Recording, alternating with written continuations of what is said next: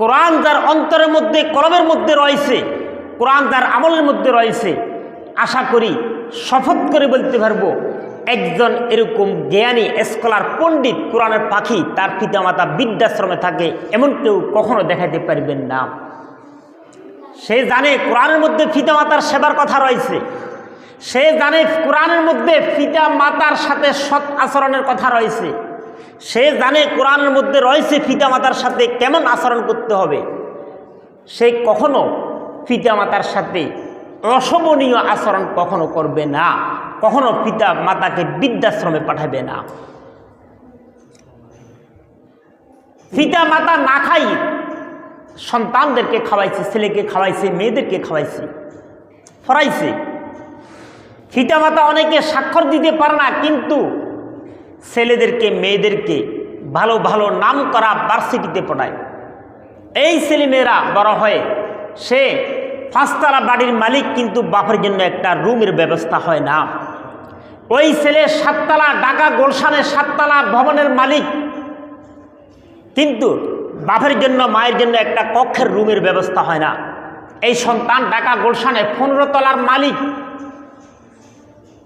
ঢাকা উত্তরাতে 15 তলার মালিক, ভবনের মালিক, কিন্তু বাপের জন্য মায়ের জন্য একটা কক্ষের ব্যবস্থা হয় না। কথা ঠিক কিনা? সে গুলশান উত্তরাতে বড় বড় ভবন নিয়ে আছে, ওই ভবনের দারোয়ানও আছে, ভবন নিয়ে তার ছেলে সন্তান, তার পিতা, তার ছেলে মেয়ে স্ত্রীকে নিয়ে বসবাস করতেছে, ঘর ভাড়া দিতেছে, কিন্তু মা বাপের জন্য একটা কক্ষের ব্যবস্থা হয় না। আমি শপথ করে বলতে পারবো সন্তানদেরকে যদি কোরআনের শিক্ষায় শিক্ষিত করেন, এরা সন্ত্রাসী হবে না, এরা মদের সাথে জড়িত হবে না, এরা জুয়ার সাথে জড়িত হবে না, এরা সন্ত্রাসী কোনো কর্মকাণ্ড করবে না, এরা রাষ্ট্রবিরোধী কোনো কর্মকাণ্ড করবে না, সমাজ বিরোধী কোনো কর্মকাণ্ড করবে না, আল্লাহ ও তার রাসূলকেও গালি দিবে না। এরা পিতামাতার সেবক হবে। এরা কি হবে? পিতামাতার সেবক হবে।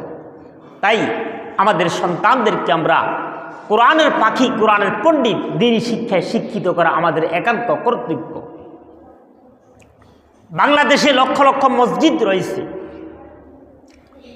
এই মসজিদগুলোতে খতিব রয়েছে, ইমাম রয়েছে, মুয়াজ্জিন রয়েছে। একজন মুয়াজ্জিন আপনার 5,000 টাকা 6,000 টাকা বেতন পায়, সুন্দরভাবে এরা সংসার পরিচালনা করতেছে,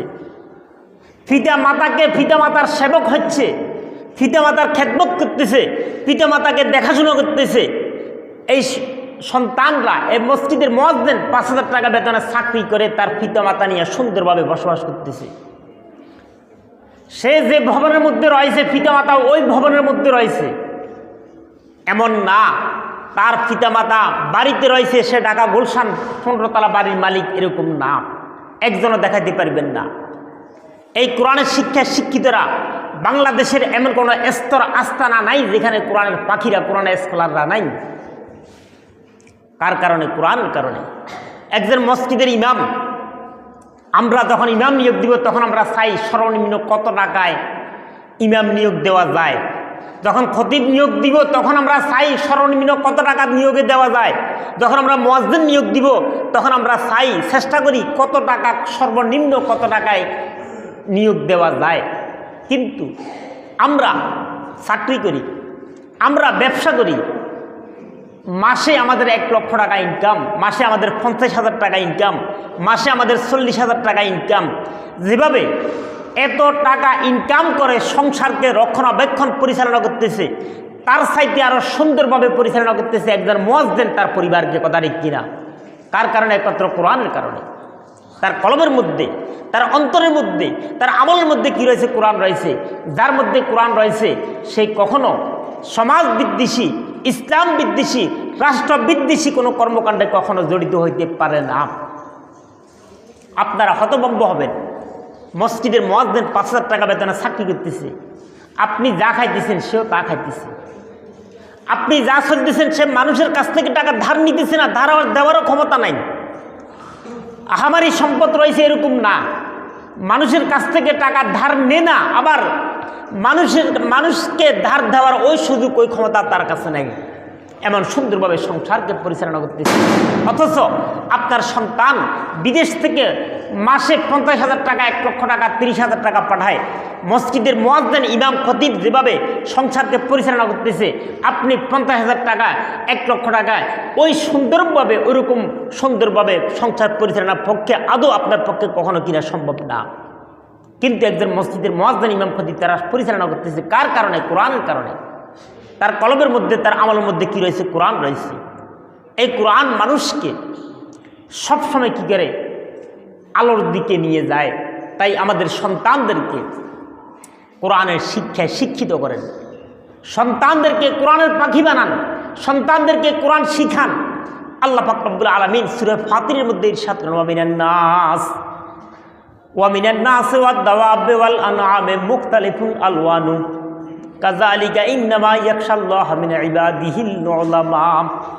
আল্লাহ পাক ইরশাদ করেন, ওয়া মিনান নাস, মানুষের মধ্যে বিভিন্ন প্রকারের রয়েছে, কেউ কালো, কেউ সুন্দর, কেউ খাটো, কেউ লম্বা, বিভিন্ন প্রকারের মানুষ, কেউ ধনী, কেউ দরিদ্র, কেউ এরকম, কেউ ওরকম, বিভিন্ন প্রকারের মানুষ রয়েছে।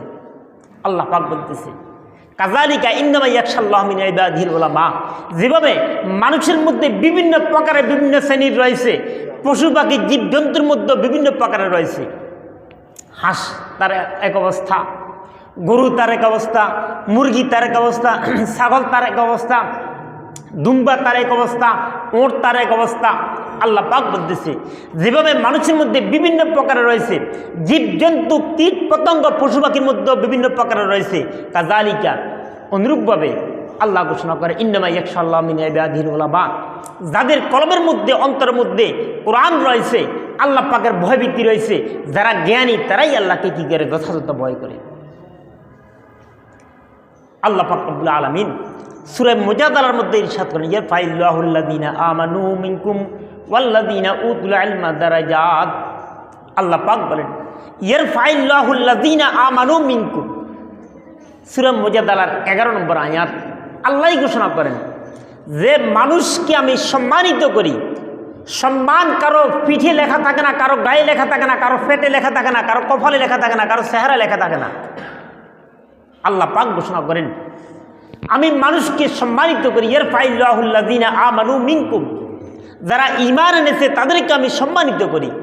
আর ওয়াল্লাযীনা উতুল ইলমা দারাজাত, জ্ঞানের কারণে যাদের মধ্যে কোরআনের জ্ঞান রয়েছে, যারা কোরআনের স্কলার, যারা কোরআন বুঝে কোরআন মতে আমল করে, এই কোরআনের কারণে আমি তাদেরকে গিয়ে সম্মানিত করি। সুবহানাল্লাহ।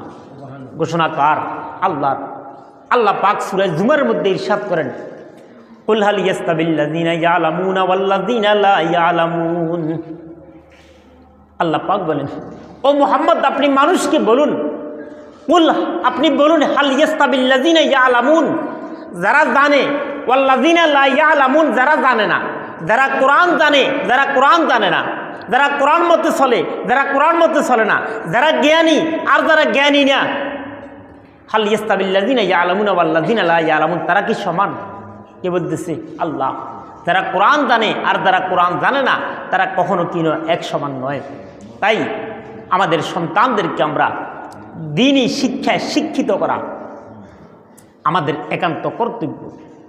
এই সন্তান আপনার মৃত্যু পর্যন্ত আপনাদেরকে সাথে রাখবে। আবার মৃত্যুর পর এই সন্তান আপনার কবরস্থানে যাইয়ে আপনার জন্য দোয়া করবে, প্রার্থনা করবে, আল্লাহর কাছে কাঁদবে, ইয়া আল্লাহ আমার মা বাপকে ক্ষমা করে দাও। কবরস্থানে আপনার জন্য ইশারে সওয়াবের ব্যবস্থা করবে, কবরস্থানে আপনার জন্য জিয়ারত করবে, সূরা ফাতিহা, সূরা ইখলাস, সূরা তাকাসুর, দরুদ শরীফ আরও যা কিছু পারে সব কিছু পড়বে। এই সন্তানদেরকে দ্বীনি শিক্ষায় শিক্ষিত করা, ধর্মীয় পরিবেশে গড়ে তোলা, আল্লাহর রেজামন্দিতে, আল্লাহর সন্তুষ্টিতে গড়ে তোলা, এটি কার দায়িত্ব? পিতা মাতার দায়িত্ব। তাই আমরা আমাদের সন্তানদেরকে, যেহেতু ডিসেম্বর মাস শেষের দিকে আমরা সন্তানদেরকে বর্ধিত করাবো, আমরা বুঝে শুনে সন্তানকে কোরআন শিক্ষার ব্যবস্থা করি। আবার এই কোরআন শিক্ষার ক্ষেত্রে যা কিছুর প্রয়োজন সব কিছুর ব্যবস্থা করতে হবে সন্তান। এই সন্তান পরকালে যখন হিসেব হবে, এই সন্তান পিতা মাতাকে ক্ষমা করা ছাড়া সন্তান কখনো জান্নাত বেহেশতে যাবে না। সন্তান যদি জান্নাতের উপযুক্ত হয়, বেহেশতের উপযুক্ত হয়, আর পিতামাতা যদি জাহান্নাম দোজখের উপযুক্ত হয়, আল্লাহর কাছে অভিযোগ করবে, আপিল করবে, আবদার করবে, ইয়া আল্লাহ আমার আব্বা আমাকে কোরআনের জন্য, আমার আম্মা আমাকে কোরআনের জন্য, আমার ভাই আমার বোন আমাকে কোরআনের জন্য সহযোগিতা করেছে, আমাকে কোরআন শিখেছে, আমাকে রক্ষণাবেক্ষণ করেছে, আমাকে কোরআনের যা কিছুর প্রয়োজন সব শিখতে যাইয়া যা কিছুর প্রয়োজন সব কিছুর ব্যবস্থা করে দিয়েছে। আজকে আমি কোরআনের কারণে ক্ষমাপ্রাপ্ত, আমলের কারণে ক্ষমাপ্রাপ্ত, কিন্তু আমার আব্বা ক্ষমাপ্রাপ্ত নয়। তুমি আমার আব্বাকে, আমার আম্মাকে, আমার ভাইকে, আমার বোনকে ক্ষমা করা ছাড়া আমি জান্নাতে যাব না। আল্লাহ পাক রব্বুল আলামিন ওই জ্ঞানীদের দোয়াকে, প্রার্থনাকে, অনুরোধকে কবুল করার পর তাদেরকে কী করে দিবে? ক্ষমা করে দিবে। তাই আমাদের সন্তানদেরকে আমরা দিনই পরিবেশ, দিনই শিক্ষা শিক্ষিত করা আমাদের দায়িত্ব। স্মরণ রাখবেন, যারা কোরআনের পাখি, কোরআনের স্কলার, কোরআনের জ্ঞানী, তারা কখনো বাতে মরে না। আমরা মনে করি যদি শুধু মাদ্রাসায়, যদি শুধু ভর্তি করাই, মাদ্রাসায় পড়াই, দিনই শিক্ষায় শিক্ষিত করি, তাহলে আমাদের সন্তানদের দাপট, সন্তানদের ক্ষমতা হচ্ছে শুধু মসজিদ পর্যন্ত, মক্তব পর্যন্ত, মাদ্রাসা পর্যন্ত। ধারণা ভুল। বাংলাদেশের এমন কোনো স্তর নাই যেখানে মাদ্রাসার দিনই শিক্ষায় শিক্ষিত লোক নাই। তাই আমাদের সন্তানদেরকে দিনই শিক্ষায় শিক্ষিত করা আমাদেরই দায়িত্ব।